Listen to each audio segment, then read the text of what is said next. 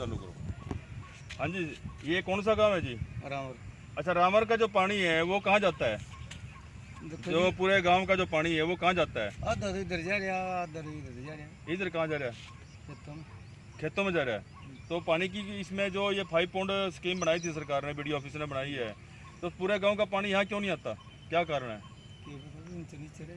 ऊंचे नीचे का कारण है।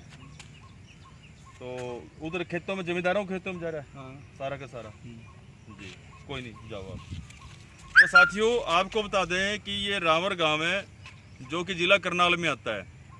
सरपंच साहब ने भी यही हमारे को इस बारे में जानकारी दी है कि लगभग 40 लाख रुपए, करीब 39,66,000 रुपए इस स्कीम पे लगाए गए थे। 5 पॉइंट स्कीम बनाई गई थी, जबकि 5 पॉइंट जो स्कीम है अन्य गांव में जो बनाई गई थी बहुत ही अच्छे सौंदर्यकरण के हिसाब से बनाई गई थी। तारबंदी भी की गई थी, बीच में शेड वगैरह भी बनाए हुए हैं जैसे दूसरे गाँव में, और बीच में पटड़ी भी बनाई गई है, आने जाने के लिए रास्ता भी बढ़िया बनाया गया है।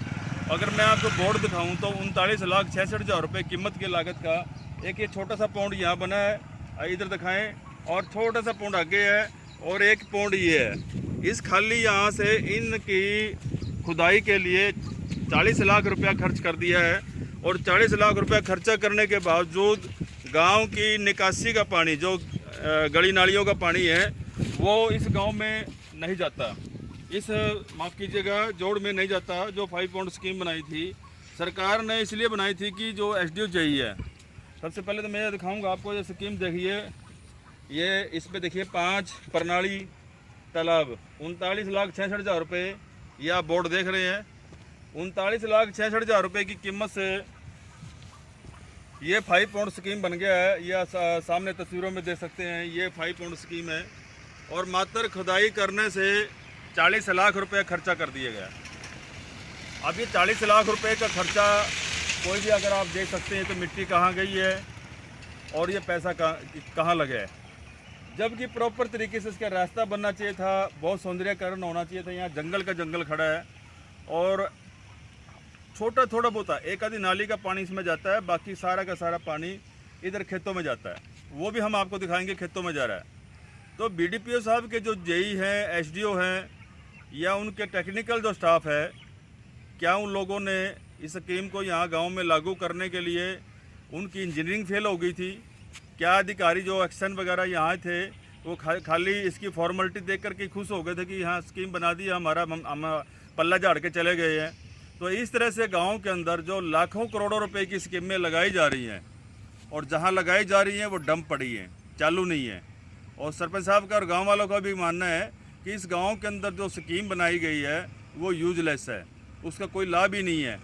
तो ऐसे जो डिपार्टमेंट के जो लोग इस तरह से कार्रवाई करते हैं, और आज उनसे पूछें क्या यह स्कीम आपके लिए चालू है? नहीं है। तो इस तरह से जो स्कीमें लॉन्च करी गई हैं, प्रैक्टिकल धरातल पर लगाई गई हैं, और वो चालू नहीं है, यूजलेस है। पहले भी पानी खेतों में जा रहा था, आज भी पानी खेतों में जा रहा है, तो इसका क्या फ़ायदा? चलिए हम आपको वो खेत दिखाएंगे जहाँ से गांव का पूरा पानी 5 पॉइंट में ना जा कर के खेतों में जा रहा है। तो इस स्कीम का लागू करने का, चलाने का, बनाने का फ़ायदा क्या है? क्योंकि इसका लेवल नहीं किया गया।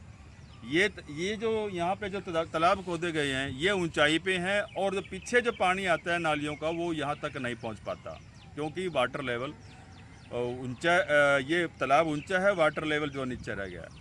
और पूरे गांव का जैसे लेवल करना चाहिए था, लेवल की वजह से पानी यहाँ नहीं जाता। दूसरा, यहाँ पे 40 लाख रुपए लगता हुआ कोई नज़र नहीं आ रहा है, क्योंकि अगर 40 लाख रुपए यहाँ पे लगा करके ये दिखाया जाता कि भी ये चीज़ें ऐसी बनी है, मात्र मिट्टी निकालने से 40 लाख रुपए नहीं लग जाता। अगर आप इसका कहीं और से इसका मेजरमेंट करें और इसकी विजिलेंस इंक्वायरी हो जाए, तो दूध का दूध, पानी का पानी आ जाएगा कि इतने फर्जी बिल कहाँ से लगाए गए हैं। चलिए हम आपको वो खेत भी दिखाएंगे।